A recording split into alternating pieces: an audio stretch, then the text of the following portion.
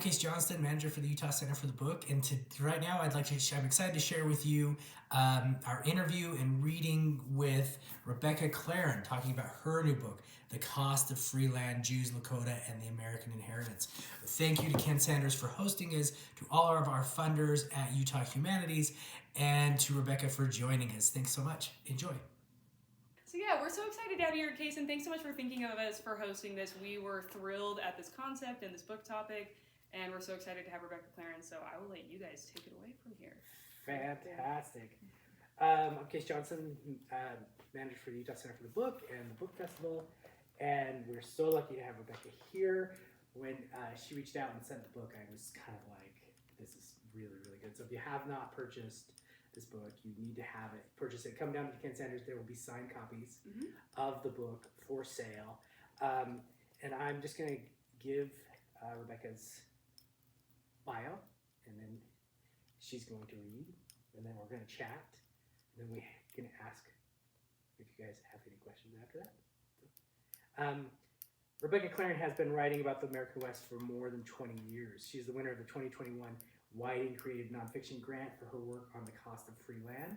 Her journalism, for which she has won the Hillman Prize for Magazine Journalism and Alicia Patterson Foundation Fellowship, and 10 grants from the Fund for Investigative Journalism, has appeared in such publications as Mother Jones, High Country News, The Nation, and Indian Country Today. Her debut novel, Kickdown by Skyhorse Press, which was published in 2018, was shortlisted for the Penn Bellwether Prize. She lives in Portland, Oregon with her husband and 2 kids.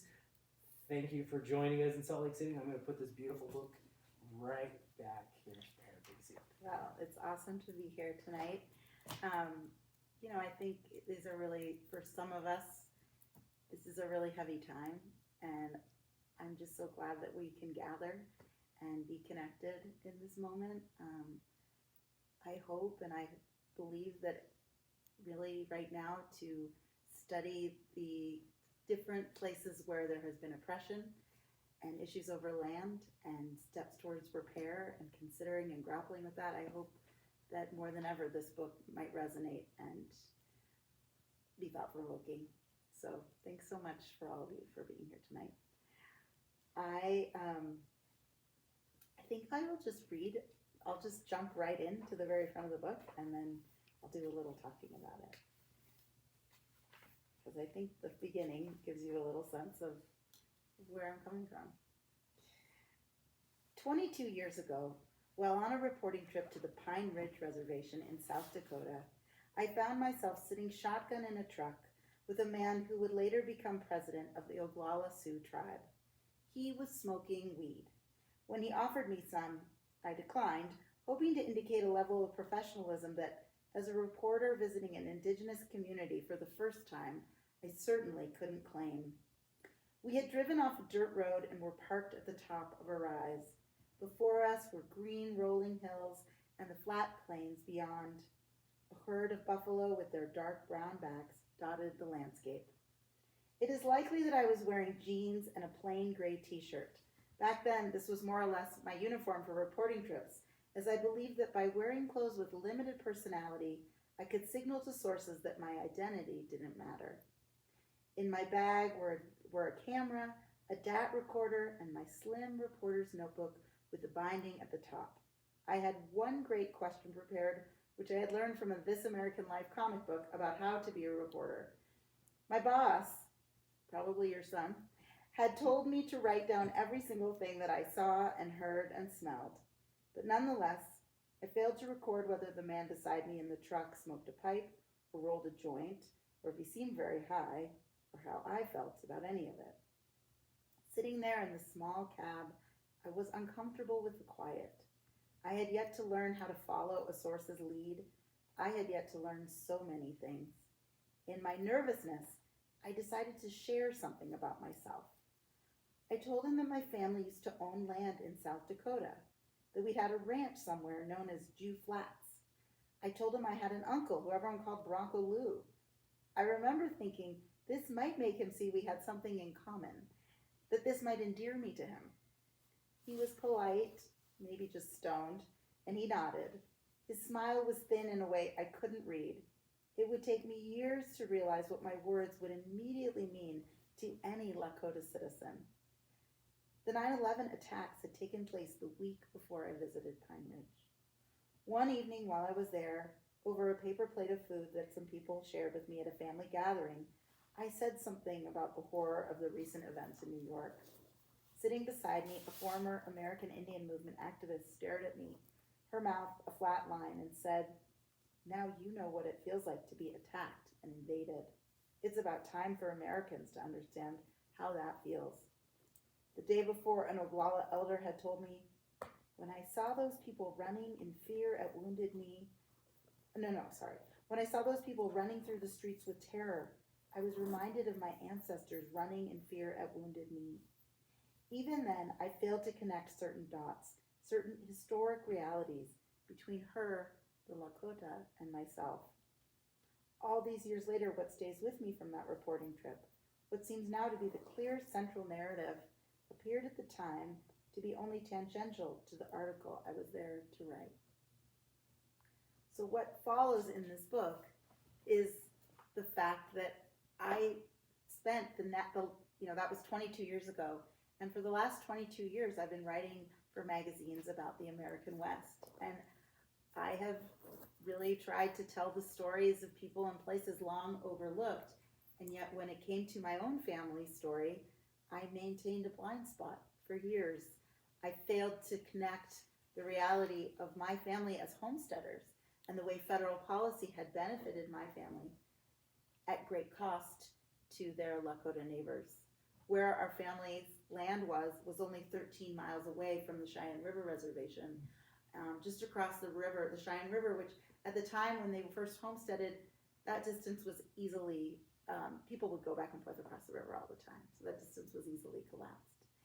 And I grew up in a family hearing a lot of stories that I loved about the time on the ranch. There's a story of my great-great-grandmother who was so tough. In the winters in South Dakota, she would break the ice of the creek behind her house and dunk herself in that water, which was her mikvah, which is a Jewish ritual to mark the end of your period that traditionally Jewish women would do every month. But there were no stories about my family's native neighbors, and we never talked about them. And it really was a very slow dawning realization of, oh, I can't separate these histories anymore. This book is not meant to be a definitive history of the Lakota or Native Americans or of Jewish Americans or of immigrants or Jewish immigrants or Jewish homesteaders.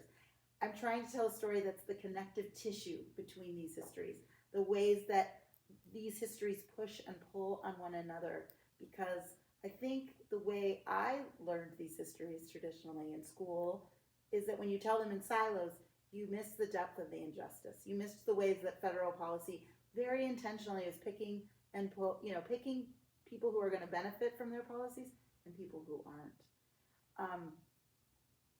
It was important to me I started my career at High Country News, and our old boss there, Ed Marston, used to say that High Country News is a very thinly disguised policy rag. If you don't know about it, it's a paper that covers the American West. And I really feel like the rest of my career I spent doing the same thing, is trying to say, how do policies that governments create play out in the lives of real people? How do you make these very boring sounding bureaucratic decisions? How do we show the ways they really ripple? And because of that, this story doesn't actually begin in America. It begins in Russia, which is where my family came from before. So I'm going to read a little to you about where they were. To understand how a Jewish community ended up settling on Lakota land, we must begin in Odessa in the spring of 1881, when my great-great-grandfather, Harry Sinekin, was around 19 years old. It was unseasonably hot. In fields outside the city, crops were wilting. An economic downturn had left thousands of factory workers unemployed. People were hungry. A dry wind blew incessantly, raising dust and dirt that fell from the sky like ash. Months earlier, terrorists had assassinated the Russian Tsar, Alexander II. Rumors boiled in the streets and the countryside blaming Jews. Though unfounded, the accusations flourished. Jews had long been reviled as different, as Christ killers. In early May, as out-of-work men spilled from taverns, they formed a mob and stormed the streets, looking for Jews. Some later reported hearing the chants from blocks away, "The Jews drink our blood." Harry Sinekin, drawing on the survival instincts that would serve him well on the South Dakota prairie 2 decades later, dove under his bed as soon as he heard the angry rioters. If he was armed at all, it was at best with a kitchen knife, as it was illegal for Jews to own guns. Harry heard men yelling, he heard the windows shattering, he heard the door crash to the ground. The mob smashed every mirror in the house. They broke all the furniture, and then Harry felt the heavy wooden bed crash onto his face. His nose broke, blood was everywhere. The peasants or the soldiers, whoever they were, found him. They beat him, they broke every one of his ribs, set fire to the house, and left him for dead. The looting of Jewish shops and homes and the attacks on Jewish people continued in Odessa for 6 days. Such violence towards Jews was so common, so systemic in Eastern Europe, that it had a name, pogrom, which comes from a Russian word that means both to destroy and to conquer. Somehow, Harry survived and escaped the burning house.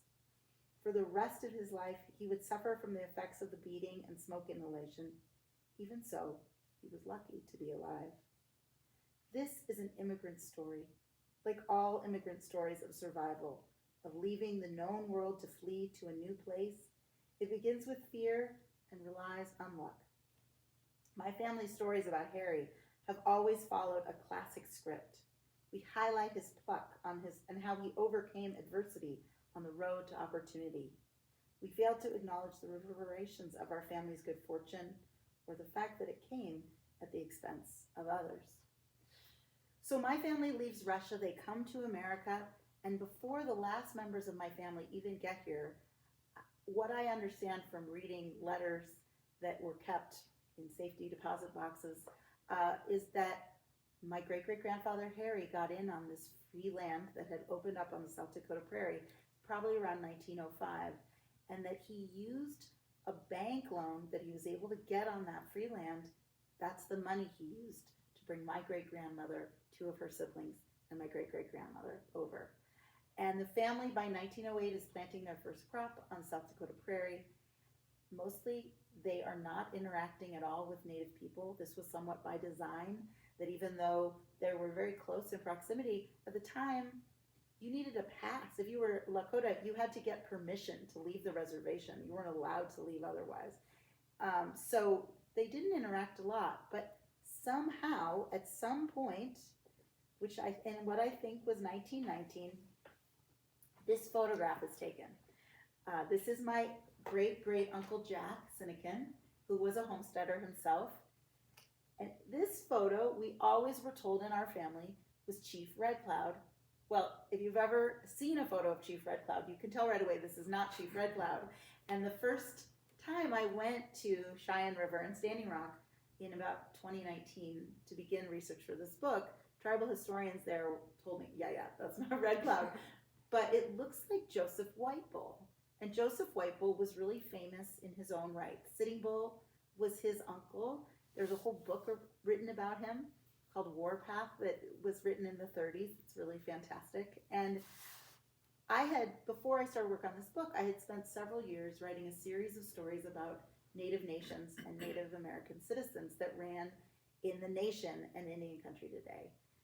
And I honestly could not really have written this book without the couple of years I spent doing that series, because I developed sources who trusted me and who felt like I could do this job in a way that they were okay with referring me to other people. And one of these people said, oh yeah, I used to be married into the White Bull family. Let me introduce you. And I came to know Doug White Bull, who was an elder on Standing Rock. He was a teacher for 40 years, beloved coach throughout all different Lakota communities. And the first day I went to visit him, he said, I am Joseph White Bull's oldest living descendant. And this book is told in the very specifics of my family story and the very specifics of the White Bull family.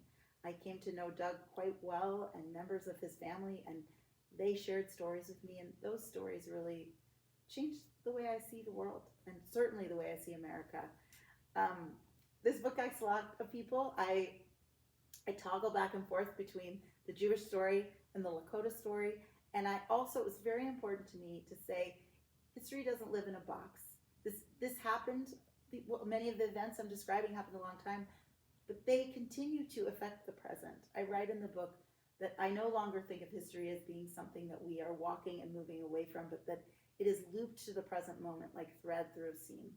And so because of that, it's important to me to also show the ways that these histories play out today, the legacy of them. So there's a lot of contemporary reporting from contemporary life on Standing Rock and Cheyenne River, and my great aunt Etta, who's 90 years old, is a person who helps us lead through kind of the legacy of these stories in my family's life today. So the other thing the book does over and over again, and there's a map at the front, that is to show the way that the federal government diminishes and dispossesses Lakota people of their land. And I know you can't really see this, but you can see how over in not a very long period of time, the land shrinks and shrinks and shrinks, and the promises made became promises broken. Some of that land taking was not that long ago. In the 1950s, the federal government decides to put a series of dams on the Missouri River, and those dams were actually meant for flood control of many big cities south of that were below the Dakotas.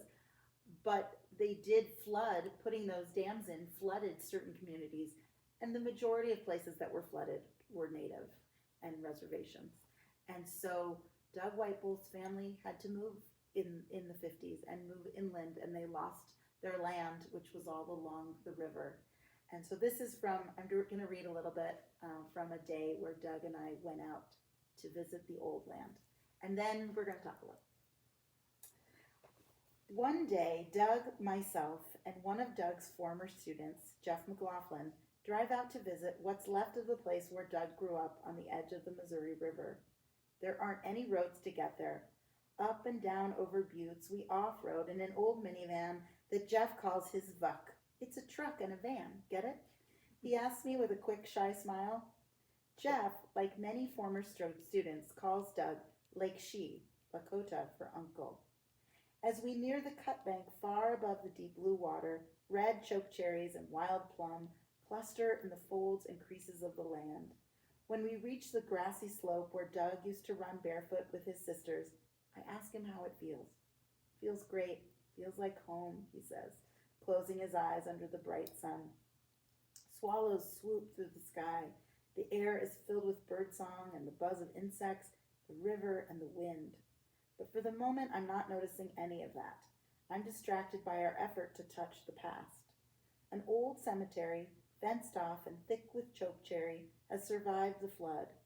While it had been slated for removal, the water never got that high, and the feds, by neglect or delay, left it alone. Deep inside the thicket of wild plants are gravestones of Doug's relatives, and he is determined to visit. Getting there will require this blind old man who relies on his cane as if it were a third limb to do the equivalent of bushwhacking. I explained to Doug where to put his foot and how to hold on to my arm and Jeff's arm. I'm embarrassed to share this part, but it's what happened. On the audio file, you can hear my voice asking if this is a good idea, cautioning Doug to be careful. Jeff quietly helps Doug step over the wire fence, gets a camp chair out of the van, and sets it up in the shade in case Doug needs a break. I should have known better. By this point, I knew a lot of Doug's stories, especially his greatest hits, such as the time he, as a teenager, ran a 50-mile race, finishing with bloody feet. I knew about his time at boarding school, where he was repeatedly hit and kicked by his teachers, sometimes with a wooden board across his bottom, for the crime of speaking Lakota or not making his bed correctly. I knew that he'd survived all that and become a straight A student anyway. not a person given to giving up.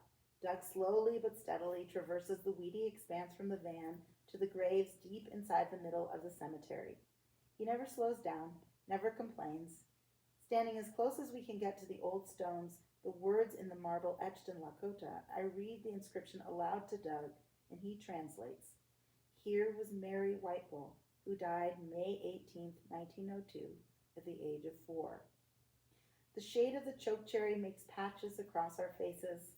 As Doug takes a moment to contemplate the graves, I'm struck again by the weight of his loss, of what has been taken from him and his family to ensure a specific brand of American progress.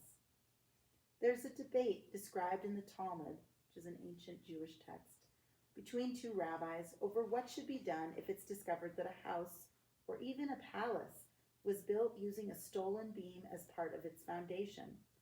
One rabbi says the entire building must be demolished so that the beam can be returned to its original owners. The other rabbi, the far more pragmatic, says the building can remain standing if the full value of the beam is repaid. Both rabbis make clear that as soon as it is known that the beam was stolen, those living in the house must do something. They must make amends. Rabbi Sharon Brous of Los Angeles famously said in a 2017 sermon, "Our country was built on a stolen beam."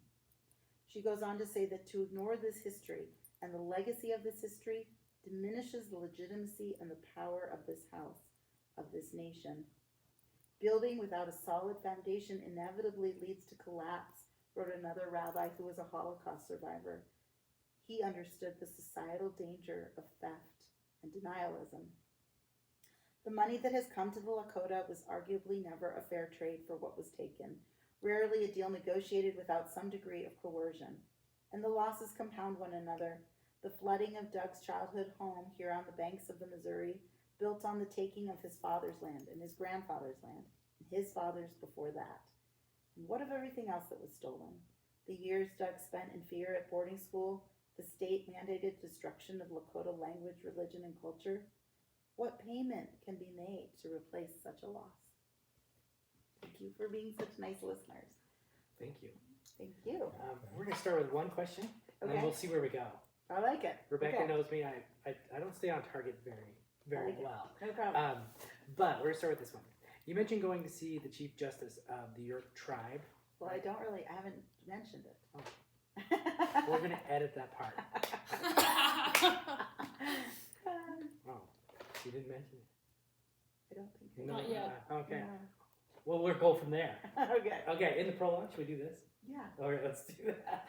In the prologue, both stories we choose to tell, and our decision, you write, both the stories we choose to tell, and our decision not to tell others create the myth we pass to future generations. You mentioned using historical context to deepen your work as a reporter, but say you maintained a blind spot, and that only after years of reporting in Indigenous communities did you realize that you had benefited from the federal mistreatment of Indigenous peoples in the United States. How did you come to see past American mythology through this, and was there an inciting incident, an aha moment that kind of...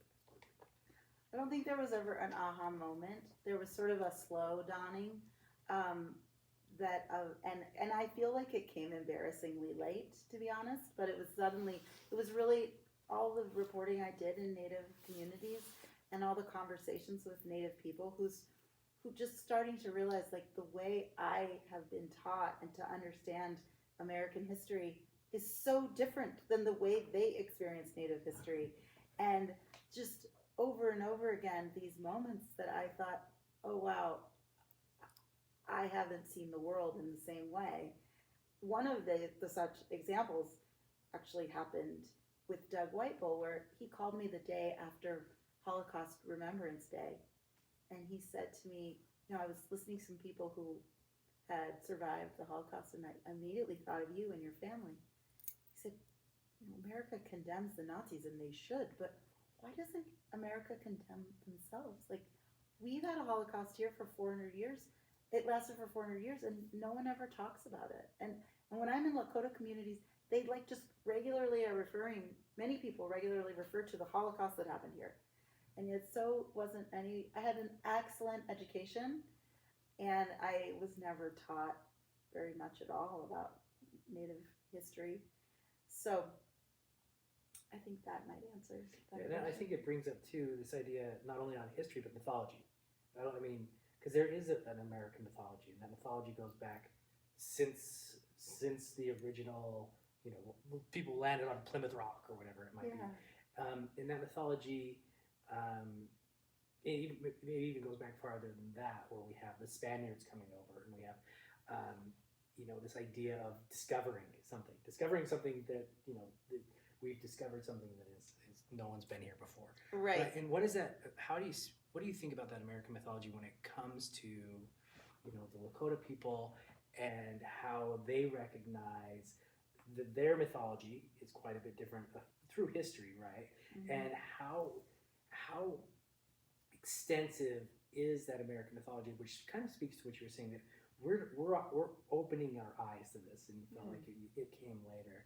That how does that American mythology speak to even today, like when we're looking at this 400-year Holocaust, where we don't, like most people in America do not see it that way, but how is that mythology so strong for this many years?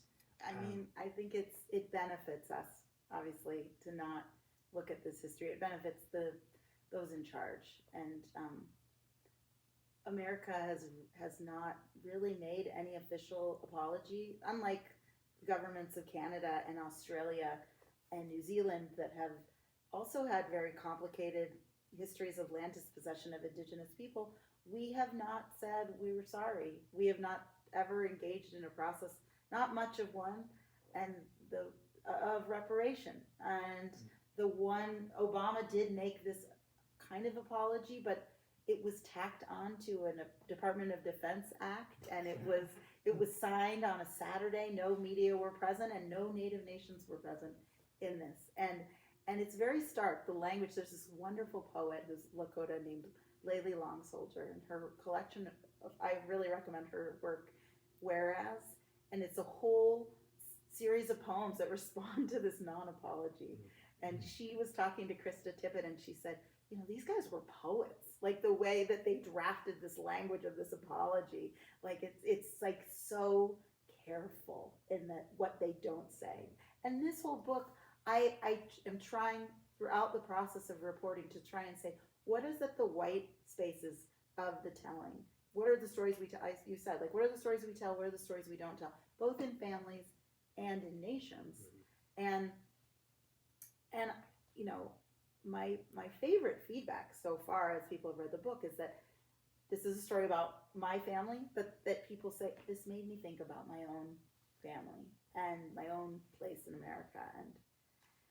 And there are resources in the back of the book for people that they aren't definitive or anything, but they're resources that helped me when I was starting my research to start to think about, like, where did my family live? What were the Native nations that lived there? To try and make these connections for yourself. So if that's useful, it's there. It's great. First off, it's a great book. I think I read it in a weekend, and it was I learned so much. But going back to this idea of an apology, which I think is really, really interesting.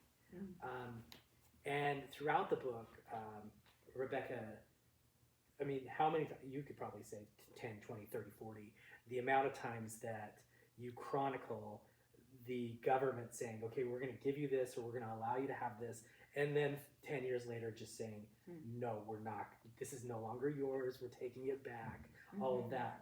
Do you think now, rhetorically, that an apology, maybe the government has learned a little bit, and that if they give an apology, maybe rhetorically they're guarding themselves from another take back? Does that make sense? Like, maybe, but I can only follow the lead of Lakota elders who have told me an apology, it might sound like it doesn't do anything, but it's really hard to heal if someone doesn't apologize.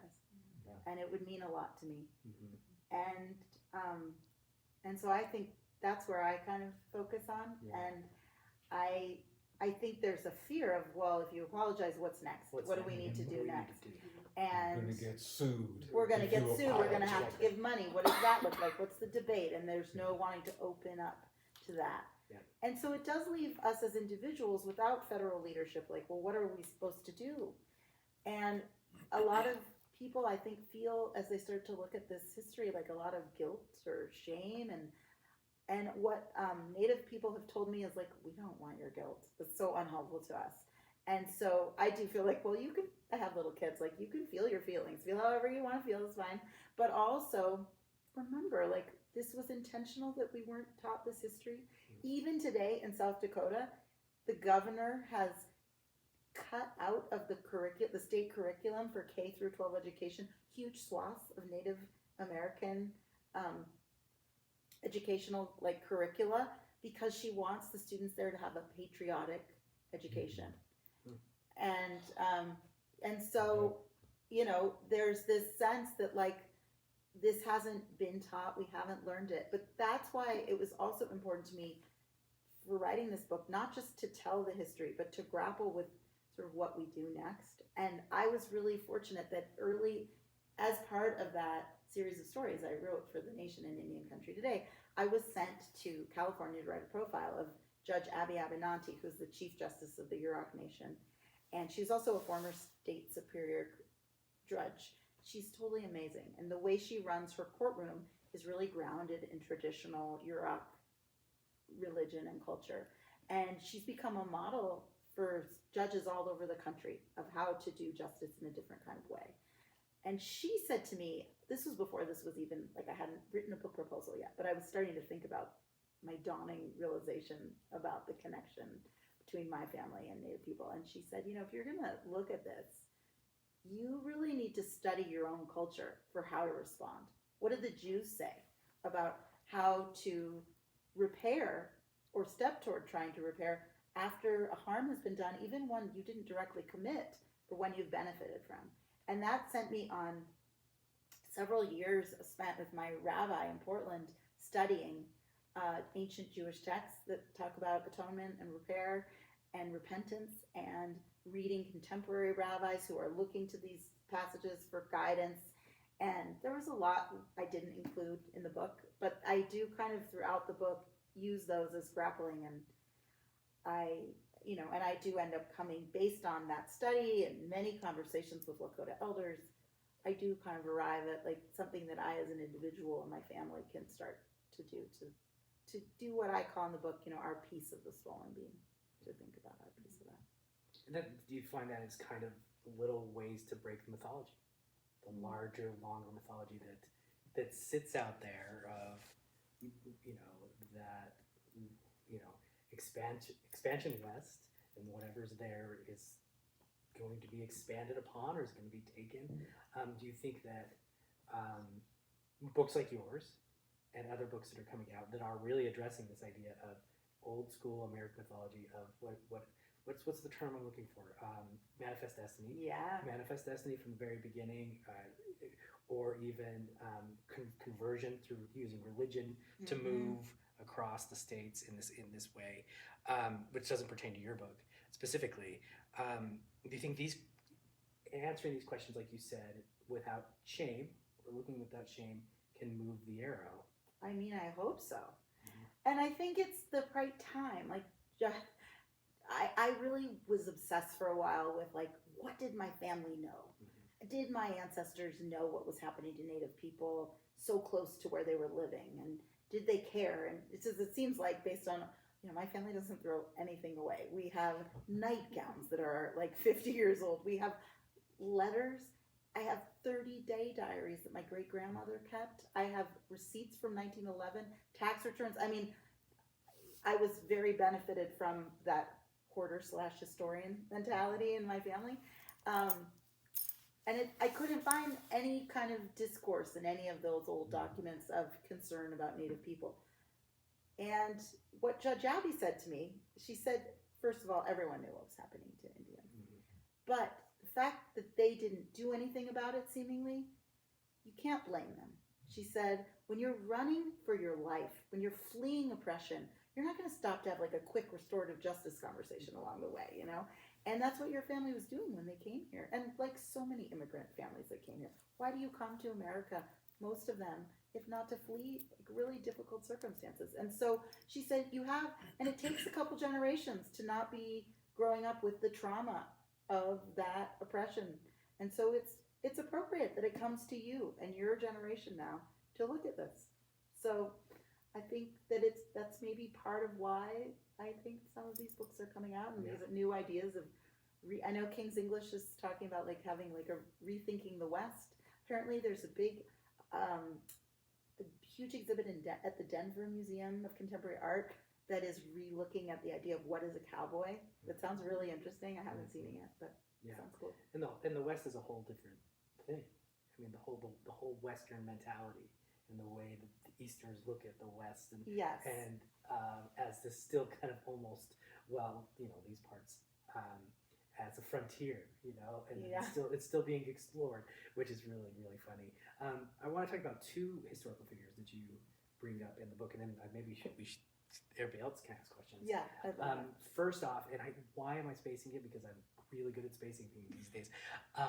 Custer's battle, Yes. and that plays into this mythology, Yes. and how The Battle of the Little Bighorn. Battle of Little Bighorn, and how that mythology has been carried for years, but the difference in the Lakota perspective of what happened, because we historically we almost look at it as this huge thing that shaped the West, and the Lakota people don't see it that way. Well, I think that what I understand is there was so much embarrassment that Custer and his soldiers were killed and massacred, and that the uprising of vitriol towards Native people after that really reshaped so many things for Native people. And that the mythical story is, it was such a hard battle. Like, I don't know if any of you've ever been to the memorial at the Battle of Little Bighorn, and there's all this, like, it was such a rough battle, there was this discussion. But, like, every Lakota source tells me this was a rout. It was over in 20 to 30 minutes. The United States had bad intelligence about how many Native people were actually camped along the river, and when they attacked, they were completely unprepared. And there's even Ben Nighthorse Campbell, the senator from Colorado, he wanted to have a memorial at the Battle of Little Bighorn National Monument that memorialized the Native people who died there. And even that memorial is very political. Like, I ended up interviewing the guy who was the cultural resources, is that the right title? I'm forgetting his exact title right now, but Dana Dupree, he was for Cheyenne River, the cultural resources person. He was the liaison. He would go to these meetings, and he said, we gave them feedback, but they didn't incorporate it. And the monument isn't like a Lakota artist. It's like there's Mayan aspects within the monument, and they have these quotes from Native people saying, it was such a hard battle, and yet it's very different. So I think our monuments can be very politicized. There's this incredible relatively newer organization called Monument Lab. It's a nonprofit, and they're doing all these. They're rethinking the monuments we have in our country, and what is the stories these monuments are telling about. And they found that, God, I might not say it exactly right in this moment, but something like of all the monuments in this country dedicated to pioneers and settlers, and only 15% also not mention Indigenous people or Native people or Indians, and so it's we've sort of cut out that piece of our history. It's interesting though. It's like if they really did the monument right, if they listened to the Lakota, that would be why couldn't they? Would that be an apology? In the same wonder. sense, and it's that same thing of like because how many years of history have we heard about this battle? I mean, what's that? There's the song, right? Did everybody hear the song? Do you remember the song? I don't know. Mr. Custer, I don't want to go. Nobody remembers that one? Mm-hmm. Anyway, it's like from it's really, really old. But by truly memorializing it. Yeah. Would that be I mean, you may know in Germany, and throughout Europe, there's these things called stumbling stones. So instead of and what they are, these little stones and placards that you stumble upon, and they represent a person who was killed in the Holocaust, and it's their name, and the place where they were last seen before being taken away by the Nazis. And there are thousands of them. And it's this way to engage with that history, and you just stumble upon them and you are reminded of a person's life. And I think Maimonides, who was a Jewish scholar and rabbi in Spain in the 16th century, he scripted this, how do you do repentance? And it's very legalistic, but there are these 6 steps. The first step is stop doing the harm. And I would argue in America, we haven't actually stopped necessarily harming Native people. And the second thing is to tell the story out loud in a public way of that harm. And so in some ways, this book is that second step, is trying to tell a story out loud in a public way. So anyway. And by not telling it kind of goes back to the first one. By not telling the history correctly, we are still doing the damage. We're still doing the damage. Questions from? Yes. How did was it great-grandfather Well, I don't know. What are you about to ask? the one who immigrated from Odessa? My great-grandfather did come also from, not Odessa, but he also came from Eastern Europe, and my great-great-grandfather came. Oh, okay. How did they even find out about the Homestead Act? Right. Well, they didn't. So he came, after these pogroms start in Russia. There's this huge push, as you may know, for people Jews flee to America, and many people from the very specific region where my family was living, he left Odessa after the pogrom and went back to where his mother was living. It's a little teeny town near Minsk in what's today Belarus, and all of these people from that region, the Shlutsk region, they end up in Sioux City, which is the end of the railroad line. It's just the end of the line. And it kind of is that thing that happens all over. You know a guy, so you're going to go where you know a guy because they're going to help you get a job. And there were some early Jews from the Shlutsk region who are in the meatpacking business, or they have some department stores and they give jobs to people. And so that's where my family ends up first, and they become traveling, what are they called? Why am I forgetting right now? Peddlers. I'm contagious. They're peddlers. And they're living there and they're peddling, my great-great-grandfather, and it's a really hard job. You're like hauling a backpack with 100 pounds of stuff around.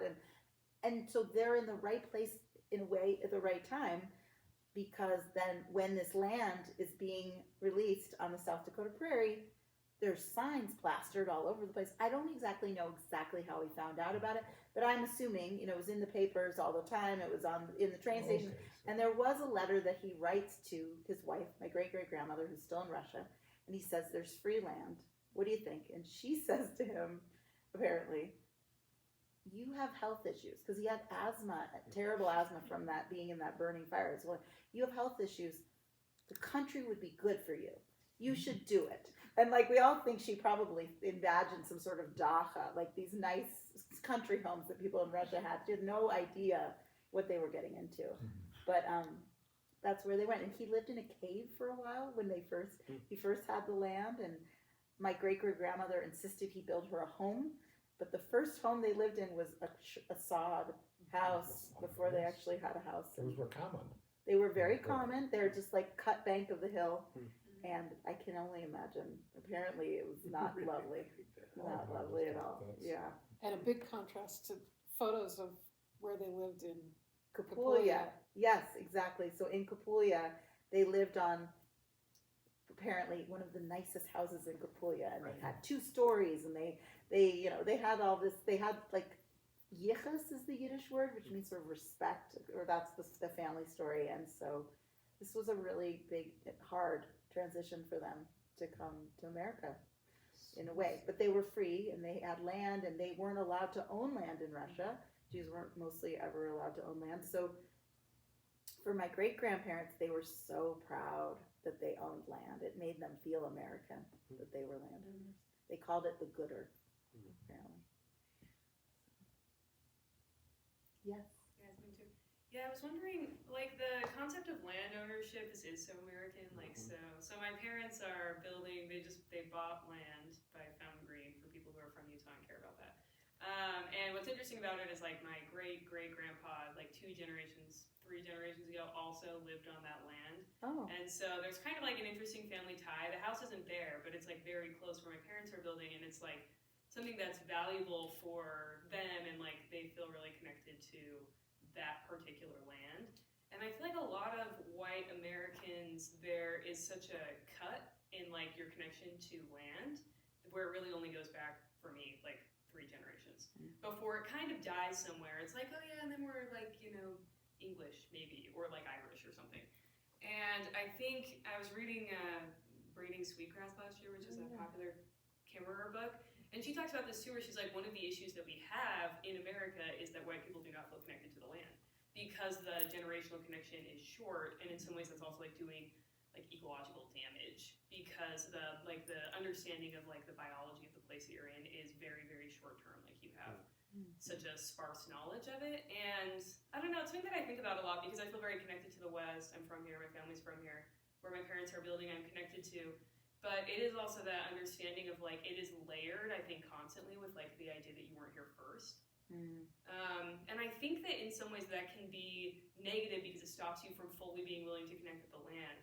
So one of the things that I thought about with this, I guess, is like that idea of like you have to, I think that you were saying like, would it count as an apology to like build a monument? And to me, I'm like, it's not just the Lakota who need an apology is the thing. I think that white people also really need like a formalized like apology so that you can love the land without the constant layering of like, it's not really my land. Because as long as white people, who are a lot of people in this country, don't feel that connection to the land, I don't know that we're ever gonna like do real ecological healing either. I mean, I think that's really interesting. I also think we're a capitalist society, so our idea about land is also different. It's what does the land mean to us? My Lakota friends have said to me, you know, we didn't say we live on the land, we live with the land. And you could never own the river, you couldn't own the land really, because how could you own your mother sort of idea? And but I think I agree. I mean, I think that it's good for everyone to consider grappling. I'll say from my perspective, you know, my family came and they're in South Dakota, but I grew up in the Northwest, and that's where I live. And I kept going back to the land in the Dakotas. The woman who owns the land now was very kind and let me walk on the land. And I kept kind of waiting to feel something profound, waiting to feel connected. And I actually never did. Like, I realized that's just sentimental, really, or nostalgia or something. Like, just because my family lived here for a time, I don't feel a certain claim to this land. And, but I do feel really connected to the Northwest. I really feel connected to that landscape. I care about it deeply. I recently was on a podcast with a woman, Mind, Body, and Soil, it's called, and she was explaining to me that, you know, there's actually science that shows when you live in a place, you know, those grasses are off-gassing and you breathe that air and there is an actual symbiotic relationship between you and the land, and in that way you actually are a part of, that landscape becomes a part of you and you become part of it. And I never thought of that before, but I thought that was really beautiful. Yeah, that's interesting too, because I think like, you know, because people, I mean, culture is so tied to land. Like if we, like Utahns, we're in a desert, and our culture is about water, you know, and to have this desert life where we are always thinking about water. We're thinking about water most we should be, you know, all the time. We're in the Northwest. That's not something, maybe differently though. Water, of course, water is this thing that creates culture. You know, like you said, like within the book, with the way in which they built the dams, and in Utah we see with Glen Canyon Dam, they built Glen Canyon Dam. The Navajo, the Dene, they average 8 gallons of water a day, where the rest of us average 40 to 50 gallons of water a day. And ours is coming through our pipes, where theirs is actually still being driven in, so they go in and they get their water. Going back to the first rule of have we pulled away from actually still harming the indigenous people? That's off topic. But the idea of land, though, is so drawn to this idea of the Pacific Northwest and how you're breathing that full air. Because I would say the air is full. Right? Yes, and I think, I don't know. I think it's complicated. Like, you get into levels of like who has ownership, who can be. I like your question. I think it's a good question to live with and think about. And I don't think it's irreparable, but I do think the way you're saying though, like guilt is not useful as a mindset, and I think that not connecting with the land or like not feeling the connection or feeling like the generational tie is much shorter than like a Native American who would have like 10,000 years of connection to the same land is also I think you just have to be careful. Like you still have to be a steward of the land. Like whether you've been here for 10,000 years or 200 years, like either way, like you need to like care for the land in the same way that Native Americans would be doing had if they were still on it. I think that's great. I think that's very important for sure. Do you feel like your family, when they were in South Dakota, though, do you feel like it was more of a means to an end as opposed to because they weren't farmers, in the old country, Mhm. right? So I'm just wondering if maybe that's part of the, like, you talk about them calling it great grandparents, right? Your great grandmother, the good earth, right? Mhm. But is that because it represented some sort of success as opposed to, a deeper connection to the land itself? Whereas my sense is with the Lakota people that you've spoken with, there's no separating out the land from themselves and their culture. I definitely think they were seeing it through the lens of utility. And even their language, the way Lakota language, the construct of the language, the way stories are told, so connected, I think, to land. I don't want to get out ahead of myself as I don't want to speak about that Lakota culture too much. But I would say, just because I'm not an expert about it, but I would say for sure I've learned that like Yiddish, which was the language of our family, any land that wasn't Israel was just seen as a land of utility. They thought it was beautiful. They called it God's country when they talked about the Black Hills, our ancestors.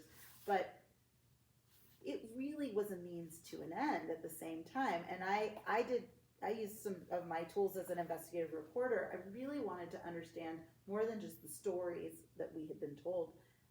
What did this land really do for my family? So I pulled every single deed on the land my family owned, and then I pulled every single mortgage that was filed on that land. And I came to see, and using that data compared to what was happening in the family letters and journal order, you can see that they would take out a mortgage, and it wasn't like a huge amount of money necessarily, but these relatively small bits of money would then allow them to start a new business that wasn't contingent on land. Or they would move, so they still own the land, but they would move somewhere else. And over again they do this. Or they would get out a mortgage and then they would expand the land. And so that they were really utilizing this American system of wealth. I mean, what is more valuable than land for getting mortgages and getting ahead? And so even though, of course, they had to pay those mortgages back, I think economists that I've talked to have explained, right, like the value of land is better measured than just how much you sell it for at the end in these little bits and pieces of mortgage dollars that you can get along the way. So I definitely think for our family, I think it was both. I think it was a psychological thing for them. And there's some historians that have done research to show that for Jewish immigrants in particular, even if they failed at homesteading, the fact of homesteading was super valuable for them. They looked more American. It was sort of allowed them to shake off their suspect immigrant status to say, I've been a homesteader, I had land, and feel more American. So I think it was important along those levels. I do think my great grandmother really loved South Dakota. Even though she moved to Minnesota, she would go back to South Dakota all the time. She would bring her kids there. They would spend time in the Black Hills camping and hiking and canoeing, and I think she really loved it. But she didn't have that relationship where I don't know that they were seeing the land it was still a guise of utility. They tried to make $1 million they tried to make an oil and gas company in the 50s in the Dakotas, and it didn't work, but they tried. They weren't like, oh, we're stewards of this land. And I mean, it was a very different idea. And I talk about the oil and gas company in here as well.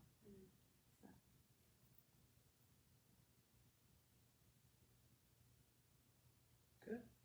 All Well, right. thank you so much. Thank you all Thank for you all for coming.